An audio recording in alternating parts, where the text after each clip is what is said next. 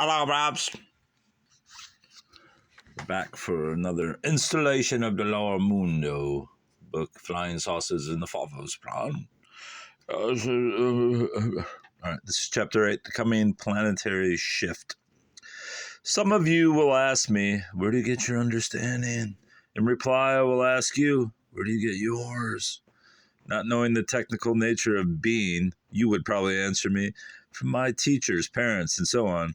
Where did they get theirs? Eventually, we would get down to an individual who, outside of life's experiences, would say it came to him and his mind unaware that there were visitors, or the Father through them also living amongst us. They were there to plant the higher mental seed of the Father, or his highest mind, confirming it later, or the reverse, filtering into his lower conscious mind from his highest mind, the visitors confirming it in discussions, or as some of the teachers in our schools and so on. But original thought comes only from the Father. The circle with the dot passed down by the ancients came in time to mean many things, such as the completed or balanced self, without the technical explanation, or the sun, which the Egyptians came to worship for itself, not because it was life-giving as we have thought, but because Apollo, as they called Michael, came from there. He came in his solar boat to claim those who were graduating from the planet or from heaven. The Christians have condemned the Egyptians, unaware that they idolized the same place but could not locate it. Originally, the circle-enclosed dot represented the scientific symbol that anybody speaking any language could understand, a cross-section of the atom, looking like a bullseye until the two outer atomic energies, or the negative and positive electrons and protons, are voluntarily balanced and then fall into harmonious vibrations with the third orbit, or the Father higher in vibration, which in turn is balanced with the entrance into the unknown, or the remainder of God in the uniform state. That is all it meant, but it was a formula for being that metaphysicians should have known, concentrated upon, and caused to be taught in public schools. Instead of communicating such simple but dynamic knowledge, the metaphysicians have once more withdrawn into little groups. Self-realization, I am, the bridge, concept therapy, Scientology, and more modern sects of Christianity, such as Christian Science, Subud, Unity, and Pelley's Soulcraft. Christians also busily and self-righteously condemn the ancient pagans as believers in many gods, unaware God could take care of himself, and earthmen had no time to point a finger at anybody else, only to learn from their mistakes for himself. Christians are generally unaware that the Hindu, the Buddhist, the Muslim also believed in one God, but they believed in God as all of being, a bigger teaching than the Christian teaching of a Superman. As Jesus came to be thought of in time, the head man of the universe, as it were, or his body a vehicle from an ambiguous, abstract being which was indescribable. The Buddhists called God, or the EB, the nameless one. The inner teachings of Atman, indivisible, were forgotten to be the center of the atom, but called in time the universal mind. The inner teachings of the Hindu is that all is God also, the Father called Brahman, meaning expansion or the invisible neutral. The remainder of the EB in the unknown, Parabram, I don't know, I'll just call him PB, like PBJ, meaning beyond the invisible, and called that Tat, or non-being. This teaching gave personal names to the negative and positive polarities of being, according to the Vedas, the Hindu compilation of holy writings, some of the oldest literature on the planet, antedating Christian writings by thousands of years. One of the first of the devotees was called Siva, and also Vishnu, but considered erroneously to be masculine and feminine, manifesting only at the physical level. This was the beginning of the idea of a trinity, the scientific explanation of being. Although other people broke down the threefold atomic nature of being into personal beings. These people, such as the Egyptians, Sumerians, and the Hebrew, the Father originally called the Sephiroth, plural, and sexless radiant beings rather than one universal mind for itself. Chakmah, feminine, polarity, and Jehovah, masculine, or positive and negative.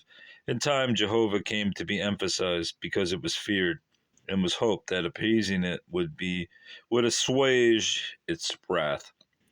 The knowledge that God is its creations, including races not apart from them, unfortunately became lost. I have also studied metaphysics as well as comparative orthodox religions. Whoa, that's a messed up typography there. My mind left free to do so through the teachings of the Unitarian Church, out of which I also moved in time. And one thing I learned from it all is to occasionally stand still and to be redirected by the Father in my mind. Whenever I joined anything or put a label on myself, I have seen that I am confining the Father. Also, if He is the centers of the atoms of all beings, constantly becoming more powerful, or further activating Himself as the remainder of the EB, in and as the unknown, further projects itself through and as the Father, into and as the known. Word salad. The universal rhythm is either free-flowing or becoming stagnant, at which time all dies. The human mind, even that of the free thinker, clutches at security, finds a truth or universal fact, and holds on for dear life, rather than continue the step further into the dark in search of even further light. The modern slogan of being positive, necessary for modern man, precipitates further protons from the atmosphere by the magnet of the mind to balance the negatively predominant electrons of being, only, however, becoming further imbalanced, necessitating turning back to the Father or his higher balanced mind, or being taught to do so, having only teachers who are often only too positive themselves. The visitors infiltrate quietly, teaching by precept or demonstration rather than directly. The human mind that has not yet learned the need of becoming objective of itself without overdoing it would resent obvious help. Penal institutions today discover that prisoners who take psychology courses, privately relating them to their own maladjustments, become better balanced more quickly than those who are given direct psychiatric aid. There comes a time, however, when the human mind has to be willing to take direct guidance, and this includes Earthmen's authorities.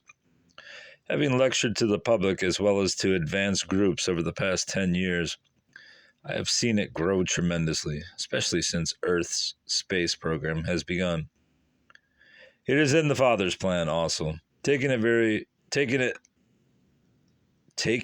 every painful step along the way. And it is possible that some of us who like to think we are more advanced, may have missed some important steps we had better go back and straighten up before it is too late. I am always reminded in such instances of the story of the tortoise and the hare. The hare thought he was so fleet that he could afford to take some naps along the way during the race. All the time the tortoise plugged along without any rest and won the race. Another story, that of Aram by William I don't know how to say Saran. Is it Saroyan? I don't know. I never learned how to say his name. Fits the point even better. It is the story of a high school boy whose uncle taught him yoga, breathing exercises, refined diets, and so on, hoping these would be beneficial to his success in track contests in school. When the big race began, Aram sped ahead of his fellow racers, and nearing the finish, so confident was he closed his eyes, racing along in what he felt was beautiful form, only to discover when he opened his eyes that he was finishing last. Now I'm not going to quarrel with anybody who is an advocate or a participant in a natural foods program. Perhaps this is right for him, I do know that the visitors, who are more advanced than any of us, find it necessary to eat meat at least 3 times a week, while in our distorted atmosphere. They must do this if they want to keep their atomic beings balanced and continue to be of use to the Father. If we could go to a high mountain top to live, where the atmosphere is less imbalanced, or withdraw from humanity, the refinement of the body by elimination of meat might not have such a devastating effect. But if we did so withdraw, what use would we be to the Father, who needs us to move amongst humanity? The visitors do not need meat as a physical insulation while on their own planets. This the ancients knew and considered. They should try to live more like the visitors, not knowing the physical limitations of Earth. The natural food student insists that in Genesis, Earthman was given only herbs to eat by God. This pertains, however, to the more advanced planet on which he was first placed, before he demoted himself. Or this might pertain to a previous demotion to Earth, before the firmament over the planet was disrupted at the time of Noah's flood, or the last planetary shifting of the axis. Before the calamity, powerful rays from outer space had been screened out, but now this screening has been disrupted.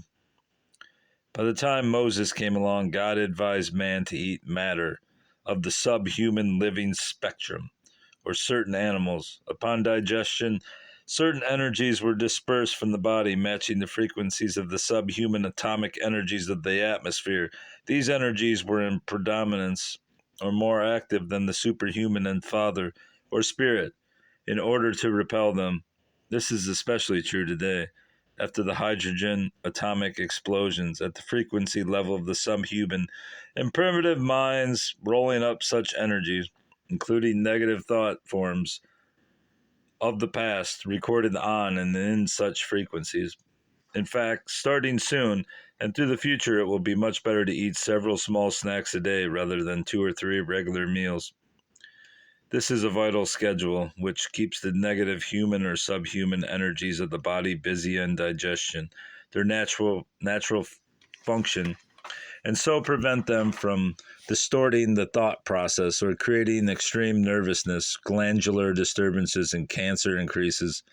This is caused by the Father activating itself in mankind's atomic centers, but creating further imbalance. Scientists have found electricity in cancerous cells, but have not understood why, through Earthman's as yet still imbalanced outer atomic energies.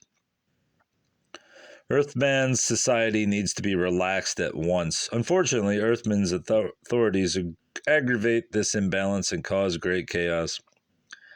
In an effort to teach, they make the mistake of trying to so quickly unteach their erroneous teachings of the past.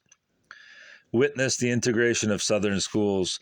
The first area the integrationists should have attempted is the church attendance and societies themselves, to help the parents or adults first to greater understanding. Instead, they use children as tools for the spiritually imbalanced parents and officials. Consequently, we can see how the NP of B will run rampant through the starving peoples of the world without food, and where our efforts should go first, presently limited by a money system. Earthquakes increase in those areas where there is too positive or too negative thinking. Loving action has depleted the land, will be disintegrated by increasing atmospheric energies to aid them, until civil defense in this country also will find it useless to operate utilities going first, water, gas, electricity, until primitive living, tent cities, and so on will be the order of the day. Yeah, we've got some tent cities going up. When Enoch graduated, he took with him a group of people who came back later, directly by spaceship and by rebirth, to help. By the time they returned, those in authority, unfortunately, had made Enoch's story so mystical it could not be understood properly. Thus, Earthman's inspiration to grow, the knowledge that there were more advanced human beings like himself on other planets, after which he could model his planetary society, became lost. Instead, he created the conception of angels living in some ambiguous heaven, and as a result, hundreds of years of unnecessary wars, hunger, deprivation, and ignorance ensued.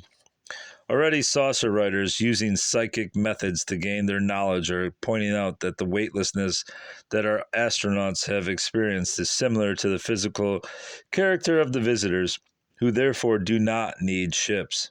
Anybody who thinks they do need vehicles are just not evolved, according to these writers. This is not true and confuses Earthman's acquiring of new knowledge.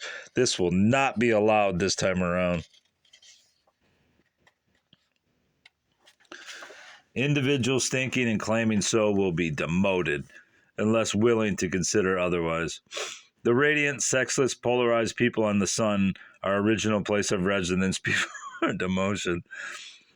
All right, so she's saying we lived on the supposedly millions of degree hot radiating ball of fire. All right, let's get back to that. Our original place of residence before demotion do levitate within the lower atmosphere of the sun without benefit of vehicle. They use spaceships, however, to travel in the raw, undulating energies of space, which is more powerful than their minds and bodies. These energies are on the same transmission frequency as our highest self, father or mind, or center of our atoms. This is mistaken by metaphysicians to mean that part of ourselves is on other more advanced planets. Non-radiant visitors in the main come to us by spaceships. Few radiant people are concerned with doing else than getting promoted to a more advanced sun, taking turns otherwise and turning back to help us. Our science considers all of our atmospheric layers of energy or frequencies. Beyond this 0-1 frequency of weightlessness, as being all weightless. This is not true. Weightlessness being only a neutral area where positive and negative energies of the atmospheric atom overlap like the conscious mind of man, animals subject to gravity. However, there being degrees of weightlessness also as to the energy increase of the upper atmosphere. What is this chapter about? Is this the coming planetary shift? Because I literally have no clue what she's talking about.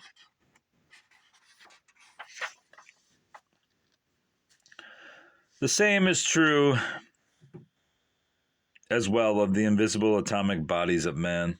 When the negative is further out or predominant, we find the individual difficult, as we put it, disliking him. If we haven't balanced our atomic selves, woman is often too protective and loving when the positive energies become too predominant. The father is an alternating energy needing both sexes through which to balance a society.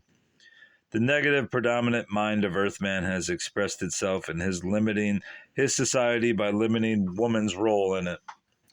Until recently, when it had to be forced by the father, much to the dislike of its religious, I think it's supposed to say much to the dislike of its religious and male authorities. Some women, immature, resented the fathers forcing their growth, the energies having no sex, the individual needing both male and female lives for balance. Childbirth is a tremendously uplifting adventure when experienced properly. It is an experience that all individuals must learn for growth. That is why it is necessary for every individual to live one or more lifetimes as one of the female sex. Women must also live at least one lifetime as men. Through the imbalance of highly evolved technical and intellectual societies, we often see men who would like to live as women and the opposite, and these individuals are often scorned, especially when they demonstrate these desires. They are only yearning for a chance to grow and to experience these reincarnations. I guess I have to hold it. Women, through subjugation, hold back positive energy expansion. As it increases the positive polarity of her negative body, more than that of the males, falling into harmonious vibration with her soul body and the father more readily. If she will, and her evolution moves more rapidly than the males to catch up, but only to balance him, once again, not subjugate him, or the father will find his efforts imbalanced. The new thought always has come through women, who, in the past, could only pass it on to her husband in order to get the ideas put into social action. The father this time is giving her the opportunity to do so directly if she will. This creates some chaos in the instance of those who do not understand, and where she is instead considered as disrupting society, as in the Garden of Eden when she listened to the serpent. Women's partaking of the tree of knowledge or the gaining of more advanced understanding has been misinterpreted and made to seem like an evil thing.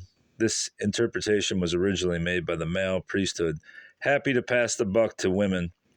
These priests evidently felt the pull of woman's opposite sexual polarity on themselves and felt it was a trap, especially when other responsibilities such as children, maintenance of a family, and so on develop. The original sin idea really developed from our original ancestors, ourselves in less evolved lifetimes, when they were expelled from the Garden of Eden, which in actuality represented planets more advanced than Earth. The individuals were brought here by spaceships. When they were found unwilling to handle advancing knowledge on these other planets and to conform to the universal way of life, some of these people attempted to establish a money system by which some people could have more than others, whether they needed it or not, which we began to do here the moment we were demoted. Our God, sum total of our aspirations and our only idea of security, could have done something about this 2,000 years ago, but instead sat on the fence and insisted that we give to Caesar what is Caesar's and to God what is God's, which statement the human minds of our religious authorities thought was very clever. Really, nothing belonged to Caesar. All things belong to God, which he has loaned to us, free of charge, without interest, to properly distribute. One of these days, God is going to call in his loan. In the meantime, he will use fire to fight fire, even making good use of our errors as he can, until we allow him to direct us, not any spirit or Indian guides. Wait, Indian guides can do it? Representing our own negative bodies when we were members of the Indian race, though not so highly evolved as the American Indian is today. He warns us in time when he needs the potential of our understanding, but people will come to a point of being willing to try to understand least. And perhaps as you read this, it may be too late. Perhaps having already drawn out a group through which he can work with humanity after the planetary shift obviously nearing. We note many symptoms of the coming shift. The birds noted as changing their flying patterns, as though their radar is changing in advance of the physical changes, flying southeast now instead of south. Seagulls building nests as much as a mile inland from water. Prairie fields burning up with no rain or inundated with too much rain. The sun 2% hotter in the past 5 to 8 years. All of these things our scientists know. The Earth's magnetic poles are reversing, and the planet will have to follow suit. Staying out of the sun is a wise thing to do. Therefore, since this exposure agitates our molecules, causing us to draw in distorted subhuman energy forms of the past, influencing our thinking and actions erroneously, or contacting energy that is too high of developments which are to come, without the proper understanding of how to handle it, or contacting energy concerned with our lifetimes on more advanced planets, not concerned with our present growth in this lifetime. With the coming shifts, it will be then that yoga, or the scientific universal facts on which it was originally based, will come in handy, for it can help us remain in a balanced state, as all that is about us, literally, figuratively, and emotionally, goes to pieces. We have to breathe, that's for sure, and when we do, we draw in positive energies in the form of, or creating, oxygen. The more breath, the more positive energies to better balance our predominantly negative energies of being. The Father has built in some safety valves, such as yawning. Yeah, I just sighed. That was my safety valve from this mishmash of just, a torrent of information all slammed into a 6-page chapter. To help us relax, which gives us better energy balance, drawing in more air. Also gasping when frightened, but concentration on anything draws the attention of the negative polarity of being to the scene, and it puts our efforts to its use instead, taken away from all we can do to help bring about a more relaxed society by taking up the need to reevaluate our thinking and methods. However, breathing deeply in an emergency or while stilling the mind to ask the Father for understanding does better coordinate the vibration of our atomic beings, which even weightlifters know. The visitors in these areas also help to raise all individuals in understanding from all levels, as for example, Jacob wrestling with an angel. I feel myself wrestling with this word salad. And it's almost gobbledygook, but pardon.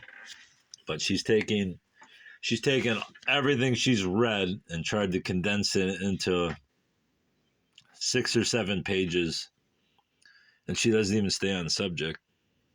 But that's Laura. I was hoping for more UFO talk, but I guess there's philosophy behind the UFOs and the visitors. Next chapter will be marriage on other planets. Goodbye.